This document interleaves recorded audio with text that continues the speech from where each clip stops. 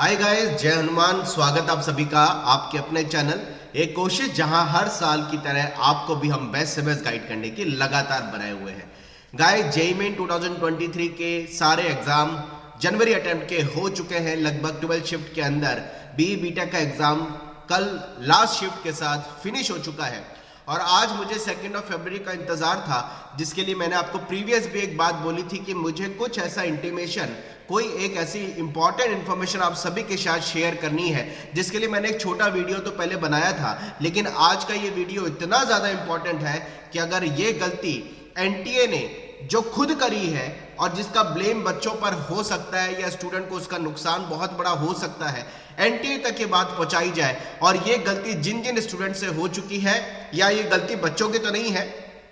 NTA के खुद के एक बहुत बड़ी मिस्टेक के कारण जिन बच्चों को उसका खामियाजा भुगतना पड़ेगा, वो सारे बच्चे अब एनटीए को जल्दी से जल्दी ईमेल करें, अपनी चीज गवर्नमेंट तक, अपनी बात गवर्नमेंट तक पहुंचाए और गवर्नमेंट के संज्ञान में, नॉलेज में ये बात आए, एनटीए की नॉलेज में ये बात आए और एनटीए इस गलती को करेक्ट करे। ये बहुत ज्यादा जरूरी है। जी हाँ, मैं बात करने वाला हूं जेईई मेन एग्जाम होने के बाद, जब आप सभी के अब एडमिट कार्ड आपके हाथ में आए थे। आपने जब अपने एग्जाम दिया था, उस एडमिट कार्ड पर आपका मेंशन था state of eligibility. State of eligibility का अमूमन तौर पे मतलब ये होता है जिस स्टेट से आपने 12th का एग्जाम दिया है। लेकिन जब एनटीए ने फॉर्म निकाला था, आप सभी ने जब जेईई मेन का फॉर्म को फिल किया था, वहां पर प्राइमरी इंफॉर्मेशन में, इनिशियल इंफॉर्मेशन में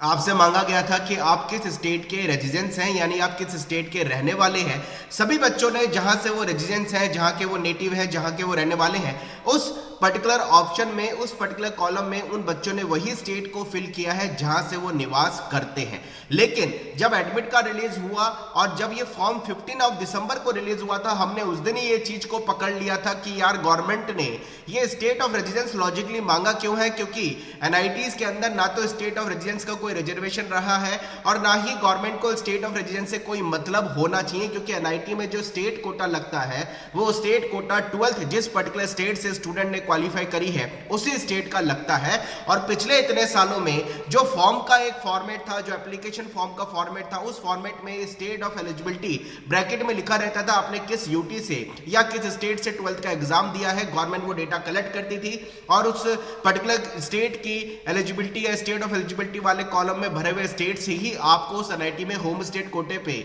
सीट अलॉट करती थी। लेकिन इस बार सरकार ने, एनटीए ने, ये 9 लाख बच्चों ने फॉर्म भरा है, करीबन 9,15,000 बच्चों ने फॉर्म भरा, और मैं नहीं समझ पा रहा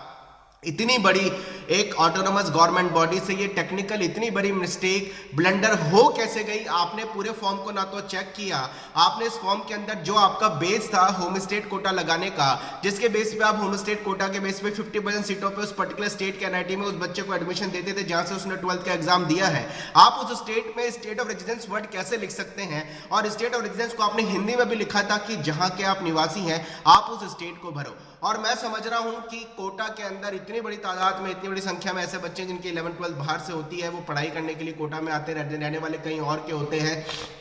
दिल्ली में भी ये स्टेट के हिसाब से ऐसी प्रॉब्लम आती है। हिंदुस्तान के अंदर कई सारे ऐसे स्टेट हैं जहां पर होम स्टेट कोटा का बच्चों को फायदा मिलता है और कई बड़ी संख्या में ऐसे बच्चे होते हैं कि रहने वाले कहीं और के होते हैं, 11th 12th के लिए कहीं और सिटी में जाकर के वो 11th 12th को करते हैं, कंपटीशन एग्जाम की तैयारी करते हैं। ऐसे बच्चे बहुत ज्यादा होते हैं और उनमें से बहुत सारे बच्चों ने इस ऑप्शन में वही स्टेट को भरा है जहां के वो रहने वाले हैं, लेकिन उन्होंने 11th 12th किसी और स्टेट से करी है। और गवर्नमेंट ने एडमिट कार्ड रिलीज करते समय स्टेट ऑफ एलिजिबिलिटी वाले कॉलम में उसी स्टेट का डेटा पिक कर लिया जहां पर स्टेट ऑफ रेजिडेंस का डेटा उन्होंने मांगा था। इतनी बड़ी गलती गवर्नमेंट ने करी है, इसका खामियाजा क्या होगा मैं आप सबको सबसे पहले बताता हूं। मैंने जोसा काउंसलिंग, जो कि एनआईटी, ट्रिपल आईटी, आईआईटी की ज्वाइंट काउंसलिंग होती है, उसके कुछ बिजनेस रूल को पिछली बार से उठाया, 2022 के बिजनेस रूल का डेटा मैंने पूरा उठाया है। अब इस डेटा के हिसाब से उन्होंने क्लियर किया है कि होम स्टेट कोटा माफ कीजिएगा,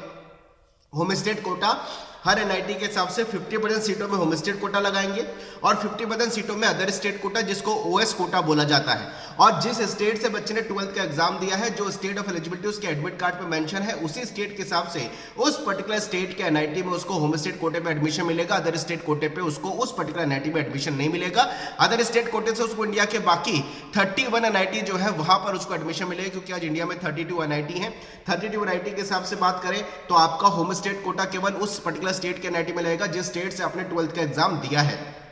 और बाकी सारे एनआईटी में आपका अदर स्टेट कोटा लगता है, जो अमूमन तौर पर एक काउंसलिंग का थंब रूल या बिजनेस रूल माना जा सकता है। अब होने क्या वाला है, अगर गवर्नमेंट ने अपनी इस गलती को ठीक नहीं किया और वो डेटा जो उन्होंने home state quota state of eligibility की तरह एडमिट कार्ड पे दे दिया और बच्चों से मांगा था स्टेट ऑफ रेजिडेंस, और वही डेटा उठा करके उन्होंने स्टेट ऑफ एलिजिबिलिटी में ले लिया, जो कि बिल्कुल डे 1 से क्लियर हो गया था जब फॉर्म आया था कि वो कॉलम जो है वो कहीं ना कहीं ये कह सकता हूं कि मिसप्रिंट है। लेकिन मैं मिसप्रिंट शब्द अगर इस वर्ड को देता हूं एप्लीकेशन फॉर्म को, तो मुझे बहुत अफसोस है एनटीए पे, बहुत दुख है गवर्नमेंट के एनटीए पे कि यार आपने इतने बड़े 9 लाख बच्चों के हिसाब से फॉर्म बनाया और आपने फॉर्म में मिसप्रिंट कर दिया, या फिर आपने ये चीज पे ध्यान नहीं दिया। लोगों ने इतने सारे मेल आपको उस समय किए, हमने डे 1 से जब मेल करने के लिए बच्चों का स्टेट एनटीए बात करी तो एनटीए की तरफ से कोई सेटिस्फैक्टरी रिस्पॉन्स भी नहीं आया। और अगर अभी भी आप सभी एक काम करिएगा प्लीज, मैं सबसे पहले बताता हूं करना क्या है। वो बच्चे जिनका 12th किसी और स्टेट से है और वो स्टेट ऑफ रेजिडेंस में उन्होंने किसी उस स्टेट को भर दिया जहां के वो रहने वाले हैं, और उनके एडमिट कार्ड पे जब वो चेक करेंगे तो वो स्टेट ऑफ एलिजिबिलिटी उसी माफ कीजिएगा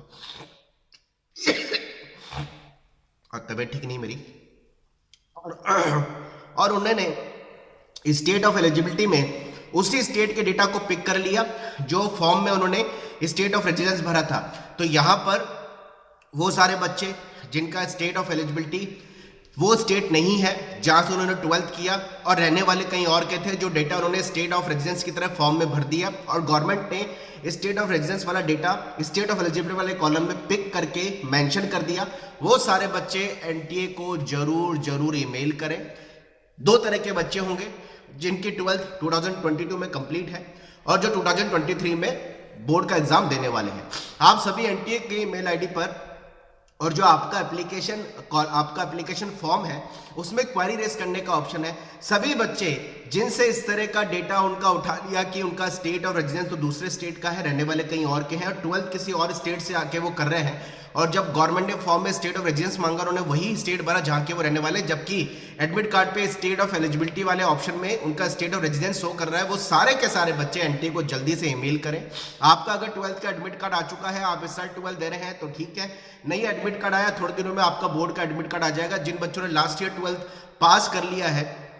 और वो रहने वाले किसी और स्टेट के हैं, भर उन्होंने वो स्टेट दिया जहां के वो रहने वाले थे, जबकि 12th passing state of eligibility की तरह मांगा गया है, वो अपनी 12th की मार्कशीट के साथ एनटीए को जरूर इंटीमेट करें। अपने एप्लीकेशन फॉर्म की कॉपी जो आपकी निकली है, 12th की मार्कशीट आपकी जो आपके पास है, या फिर 12th अगर आप दे रहे हैं तो 12th का एडमिट कार्ड जिसमें लिखा रहेगा कि आपने किस स्टेट से 12th का एग्जाम दिया, क्योंकि स्कूल का नाम आता है, स्कूल के नाम की जो लोकेलिटी होती है, जिस भी राज्य का होता है या जिस भी सिटी का होता है, वो जिस स्टेट में होता है उस स्टेट के हिसाब से आपको होम स्टेट कोटा मिलता है। तो आपको एनटीए को ईमेल करना है, उनको ये लिखना है कि आपने फॉर्म में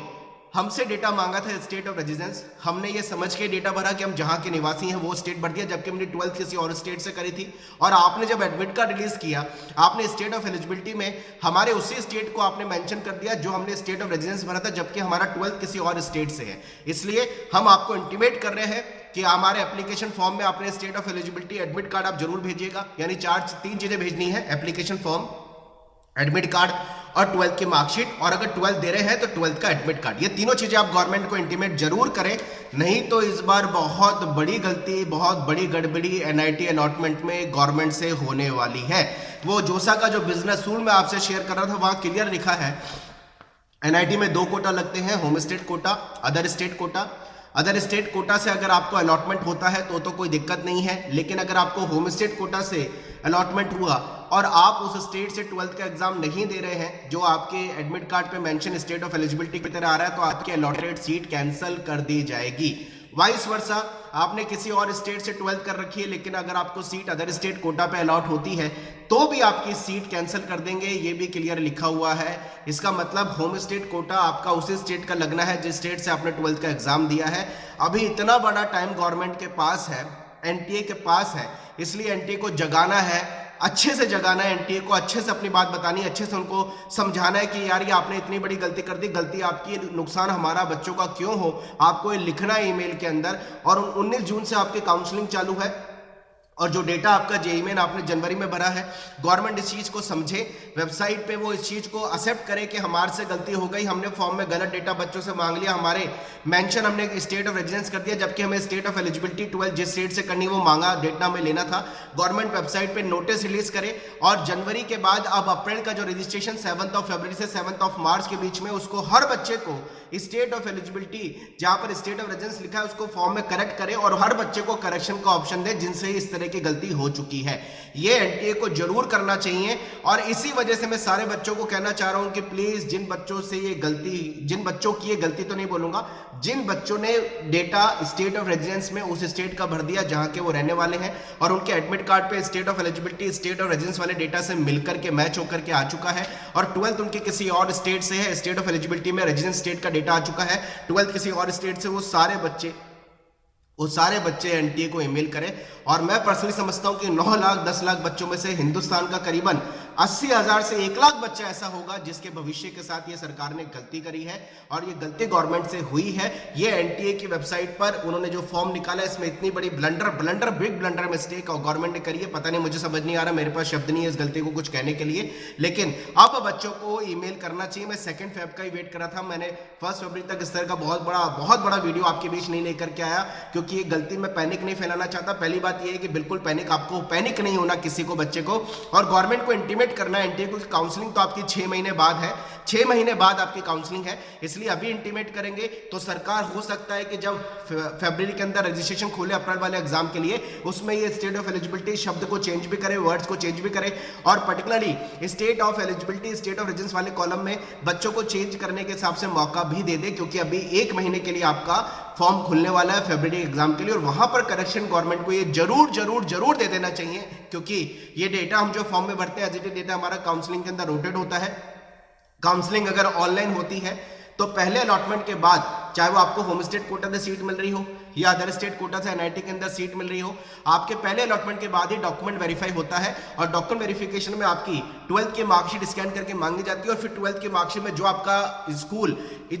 जिस लोकेलिटी में जिस स्टेट के अंदर मेंशन होता है उसको क्रॉस चेक किया जाता है और होम स्टेट कोटा की एलिजिबिलिटी के हिसाब से या अदर स्टेट कोटा की एलिजिबिलिटी के हिसाब से आपको उस एनआईटी के अंदर अलॉटमेंट आपका जो कॉलेज मिला रैंक के हिसाब से आपको दिया जाता है। लेकिन वो फर्स्ट राउंड के अलॉटमेंट के बाद सीट कैंसिल करते हैं। जिन बच्चों के इस तरह के कंट्रोवर्सी होती है कि होम स्टेट कहीं और का है, मिलना कहीं और का था, 12th की मार्कशीट से क्लियर हुआ और उनका स्टेट फॉर्म के अंदर अलग उन्होंने भर दिया जो उनके एडमिट कार्ड पे स्टेट ऑफ एलिजिबिलिटी की तरह मेंशन हो रहा है। तो अभी काउंसलिंग तो 6 महीने बाद है। किसी स्टूडेंट को पैनिक नहीं होना, मैं बहुत समझाने की, मैंने बहुत ब्रीफिंग करी इस वीडियो में हर एक पॉइंट को क्लियर करने की। मैं फिर एक बात कहूंगा लास्ट में, पैनिक नहीं होना,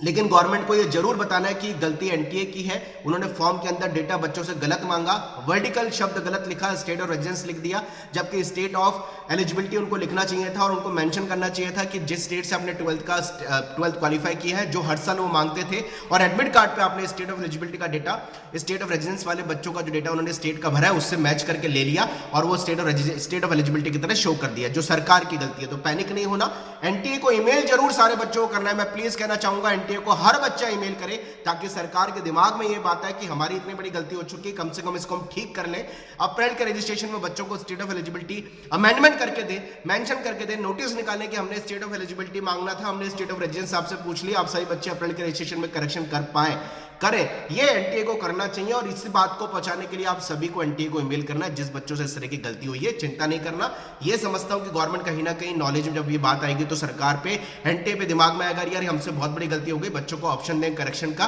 ताकि बच्चा इस ऑप्शन को ठीक कर पाए और उसका स्टेट ऑफ एलिजिबिलिटी के हिसाब से होम स्टेट कोटा जहां से उसने एक्चुअल 12th का एग्जाम दिया है उस स्टेट में लग पाए। चलिए गाइस, मिलता रहूंगा, कमेंट बॉक्स में जरूर लिखिएगा